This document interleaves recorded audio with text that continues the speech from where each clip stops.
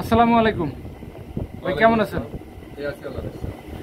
তো আজকে মোটামুটি প্রায় 41 ডিগ্রি তাপমাত্রা। তো একটা বিষয়ে আপনার সাথে পরামর্শ নেওয়ার জন্য আসলাম, সেটা হচ্ছে এই গরমে প্রান্তিক খামারিরা কিভাবে গরুকে টিকায় রাখবে, এই ব্যাপারে যদি একটু আপনি দিক নির্দেশনামূলক কিছু বলেন। এই গরমে আপনার গরুর পরিচর্যাটা বাড়াইতে হবে। গরুর পরিচর্যাটা যদি আমরা ক্রস ব্রিডে গরু পালন করি, তাহলে দেখা যাবে যে গোসলটা হয়তো 2 বার 3 বার পর্যন্ত দিতে হতে পারে। তারপরে পাশাপাশি প্রচুর পরিমাণ খাবার না দিয়ে একটু স্বাভাবিক খাবার পানিটা রাখা, চারিদিকে যেন পানিটা সবসময় থাকে, পরিষ্কার পানি যেন থাকে। এবং পানিতে পারলে একটু স্যালাইন দিলে একটু ভালো হবে, একটু সেটাকে করবে। বাতাস চলাচল করে এরকম যদি ব্যবস্থাপনা রাখা যায়, করা আছে। যেমন মনে করেন যে আপনার সিমেন্ট শিট ব্যবহার করা আছে।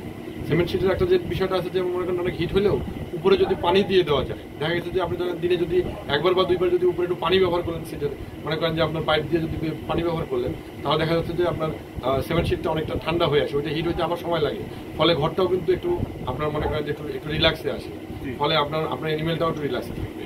এই কাজগুলো আপনার পরিচর্যার মধ্যে রাখতে পারেন।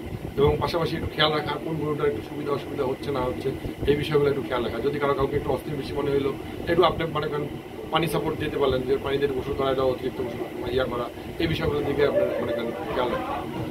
আচ্ছা, যদি কোনো গরু দেখা যায় যে অতিরিক্ত হিটের কারণে গরু হাঁপায় যাচ্ছে, সেক্ষেত্রে কোনো এক্সট্রা কোনো কিছু করতে হবে কি? এক্সট্রা তো অবশ্যই, সেক্ষেত্রে তো যে বললাম যে সেক্ষেত্রে আপনার মনে করেন যে সেই গরুটাকে আমরা স্বাভাবিকভাবে সেই হয়তো দেখা যাচ্ছে যে আপনার হিটটা তো কমাইতে পারতেছেন না, আমরা হিটটা কমানোর জন্য স্বাভাবিক গরুটাকে তাৎক্ষণিকভাবে যদি আপনি একটু গোসল করাই দিলেন, একটু ভালোভাবে গোসল করাই দিলেন, তাহলে সেক্ষেত্রে কিন্তু আপনি অনেকটা রিলিজ পাবেন, গরুটাও একটু আরাম পাবেন।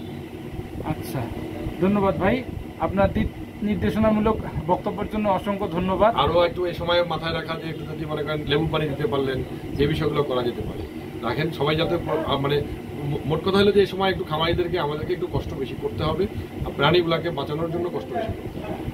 ধন্যবাদ ভাই আপনার দিক নির্দেশনামূলক বক্তব্যের জন্য। আশা করি আপনার এই বক্তব্যগুলো প্রান্তিক খামারিদের অনেক হেল্পফুল হবে। ধন্যবাদ। আসসালামু আলাইকুম। আপনারা শুনছিলেন রংপুর ডেইরি ফার্মার্স অ্যাসোসিয়েশনের সম্মানিত সভাপতি ইঞ্জিনিয়ার মোহাম্মদ লতিফুর রহমানের কিছু দিক নির্দেশনামূলক বক্তব্য। যদি কথাগুলো আপনার খামারের বা আপনার যদি উপকারে আসে, অবশ্যই ভিডিওটি শেয়ার করবেন, লাইক কমেন্ট করতে ভুলবেন না। ধন্যবাদ।